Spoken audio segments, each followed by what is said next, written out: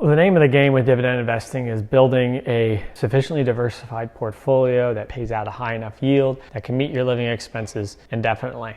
Now from there, really how much more you want to be involved, I think boils down to two things. One, how much do you prioritize maximizing total returns versus two, how much do you prioritize having a stress-free, hands-off approach and just going about your daily lives. If your goal is number one, which is to maximize total returns, which is my goal right now as a younger investor in my mid-30s, I like to pick individual stocks. I like to actively manage my portfolio, and I really dig into the weeds on each stock, actively buy and sell opportunistically. And as a result, I've been able to generate high teens annualized total returns for years and years and years, pursuing this approach so far through my investing career. Had a lot of fun, had a lot of success, and have built a degree of financial freedom doing so. Praise God for that.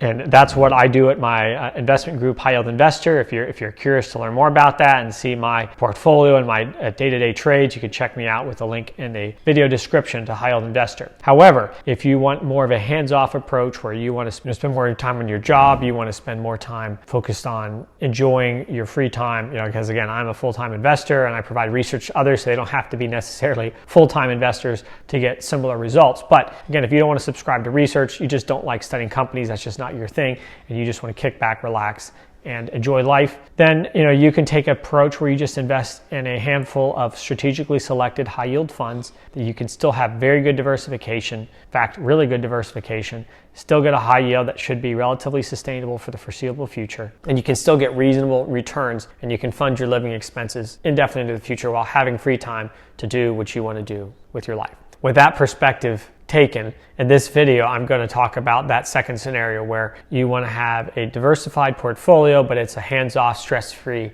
retirement scenario. And so before I get into these funds that you can combine to create this portfolio, if you could please give this video a like, I would greatly appreciate it. It would really help me get better distribution for my video. And also if you could subscribe to my channel to get future ideas, not only of funds like this for a stress-free portfolio, but if you want to learn about individual stock picks that I like right now that help build your own portfolio to maximize total returns, I talk about those as well. So please subscribe to the channel for that content. Thank you so much. Okay, so what is this stress-free retirement portfolio that I personally can put together here today for you that yields around 9%, should be sustainable and even pay out dividends to you monthly? Well, here it is. The first pick is going to be a diversified fund that serves as a nice core holding across some of the larger companies in the market, some mega cap tech exposure, and then some other stocks. Well, many think, oh, let's do the Schwab US Dividend Equity ETF. And I think that's a great pick. I've talked about a lot of my videos. You get exposure to a lot of different sectors. But the two things I don't like about it really. One is it doesn't really have exposure in mega cap tech. And so if you really want that diversified exposure to include mega cap tech, you're not going to get it with SCHD. Additionally, its yield is only about 4%. So again, that's pretty great. If you want to live off the 4% rule, by all means, I think SCHD is a great core holding. It's good if you're still trying to build a portfolio towards retirement to maximize total returns, but you want that core diversification and you want to supplement it with some strategically selected individual stocks. I think again, SCHD can be a great option. But again, if you're going for a portfolio stress-free in retirement, you're not as concerned about maximizing total returns, not as concerned about maximizing dividend growth, then I think SCHD may not be the best pick again, because you're not getting that mega cap tech exposure and the yield's a little too low. So instead, I would say maybe a JP Morgan equity premium income ETF like JEPI, or even better, the NEOS S&P 500 high income fund, SPYI is the ticker symbol for that. I think either one of those are good options. If you're in a tax advantage account like an IRA or 401k, I think JEPI is better because its expense ratio is lower, whereas SPYI I think is better in a taxable account because while it has a higher expense ratio than JEPI, it's not that much higher, and you get a better tax treatment based on the way it employs its covered call strategy on its underlying holdings to generate those attractive monthly dividends. And with SPYI, they target about a 1% monthly yield to pay out based on how they write their options. And so you're going to get about a 12% annualized yield from SPYI. Now, you're not going to get much upside potential with that, and you will still get the downside potential.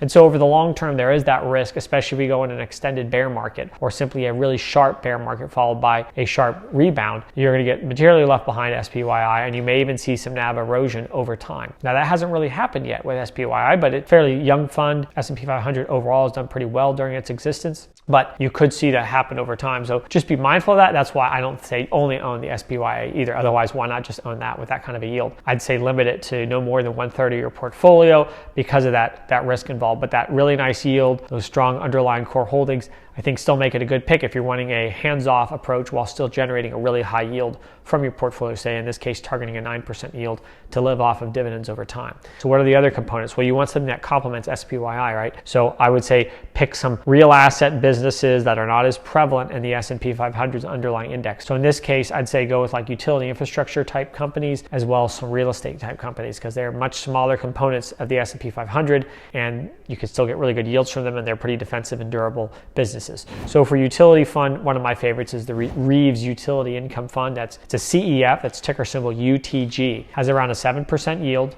And it has a really good long-term track record of not only sustaining but actually growing its dividend even through things like the great financial crisis, COVID-19 crash. And that's because it has low leverage, a relatively low expense ratio for an actively managed CEF. If you buy it smart, you can get it around or even a slight discount to its net asset value. Again, you get that 7% yield and monthly payouts, so it works well with SPYI, which is also monthly. And it holds a broadly diversified portfolio of utility and infrastructure companies, again, that are very durable and defensive with their regulated and contracted cash flows, pay good dividends, and over the long term can be solid wealth and income compounders. UTG is also, I might add, outperformed the broader utilities and infrastructure spaces over the long term. So again, pretty good active management there as well. Okay, then the third pick I would have is, again, a real estate focused one. So you have a couple options here. You can go with an equity ETF. Now, the Vanguard REIT Index ETF, the yield's just a little bit too low there, not attractive dividend growth. It's just kind of a lame fund. You get like a 4% or a little bit higher yield, pretty anemic dividend growth. The main holdings it has are not particularly attractively priced. Sure, the expense ratio is low and you get good diversification, but I just don't really see a lot of value in holding VNQ. Instead, again, I favor picking individual REITs. That's where I've had the best success, but you can also hold some actively managed funds. I think especially there's some CEFs that are worth holding. A couple by Cohen and Steers, they do a great job. There's RQI and there's RNP, depending on how much equity versus fixed income exposure you want. They both offer high single-digit yields that have proven to be sustainable over time. Management has done a great job actively managing those portfolios. Now, they do use a good bit of leverage, so that's something to keep in mind, a little bit extra risk there. They're certainly not cheap on the expense ratio side, but you do get a good yield, and management has done a good job over the long term justifying that expensive fee by generating good actively managed performance. Now, if you want to avoid the leverage and take a more conservative approach, especially given that UTG does use a little bit of leverage, SPYI uses options, which again could lead to some NAV erosion over time. Perhaps you would want something like the Virtus InfraCap REIT Preferred ETF. That's ticker symbol PFFR. It has a fairly low expense ratio. It pays an attractive dividend yield of almost 8%, has a broadly diversified holdings of REIT preferreds. You get real estate backed preferred equity, which is pretty defensive, especially when diversified like it is. So that's probably the one I would pick. So if you add those three funds together, you get the 12% yield from SPYI, you get the 6 to 7% yield from UTG, depending on the exact price you buy it at, then you get the 7 to 8% yield from PFFR. You combine those all together and you're going to get, again, 7 plus 8 plus 12. That gets you to 27 divided by 3 funds. If you equally weight them, 33, 33, 33 in the portfolio, that gets you to 9% weighted average dividend yield. UTG will give you a little bit of dividend growth over time. SPYI and PFFR don't count on any dividend growth there, but those are pretty stable yields over time. Again, I think it's a sustainable 9% yield, especially if you reinvest some of the surplus. Say if you live off of 6 or 7% of it and you reinvest 2 to 3% of it, of that 9%, I think you're going to be able to sustain that yield and possibly even grow it to keep up with inflation over the long term. So again, hopefully this was a useful idea for you as you think about putting together a low stress, high yield, somewhat sustainable, well diversified portfolio of passive income generators. Again, this is not retirement advice. This is just some ideas to give you some food for thought, maybe to complement your existing portfolio, get a bit higher yield, or a starting place to start crafting your own portfolio. Again, hopefully this was helpful. If it was, please give the video a like, subscribe to my channel for more future content. Thank you very much. See you next time.